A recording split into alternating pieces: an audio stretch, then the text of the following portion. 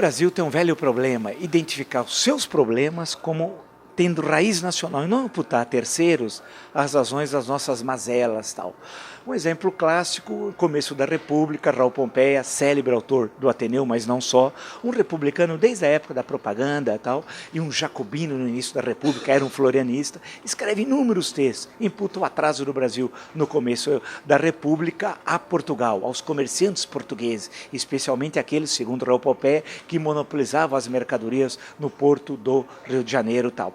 Quando começa os anos 20, já no século 20 da República Brasileira, o problema já não era mais Portugal. A razão do atraso brasileiro era o maldito imperialismo britânico. Então tudo se imputava a manipulações de Londres que atrapalhavam o comércio de importação e exportação brasileiro. Após a Segunda Guerra Mundial, o problema não era mais Portugal ou Inglaterra, mas passou a ser os Estados Unidos. Então o tio Sam, o Yankee, materializado aqui no Brasil, Naesto, que era o símbolo do imperialismo, era culpa dos problemas brasileiros. Se ele tinha um problema na calçada, um buraco, tropeçava, a culpa daquilo era o imperialismo americano. E assim sucessivamente, percorrermos toda a história republicana, nunca imputamos a razão dos nossos problemas a nós mesmos, a elite política, a questões da estrutura econômica brasileira, as questões jurídicas, as questões do campo social, etc.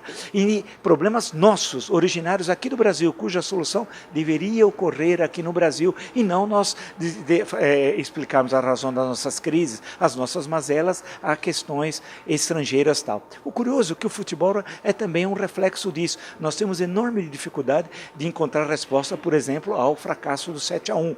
Ao invés de nós olharmos para dentro e vermos os problemas do futebol brasileiro, nós tentamos buscar explicações ou lá fora, ou explicar algo mais fácil. Dê um branco. Então, durante 6 minutos, dê um branco e isso explicaria a tragédia do 7-1, não do 7-1 para ser correto, mas do 10-1, porque depois teve a derrota também de 3-0 para a Holanda tal.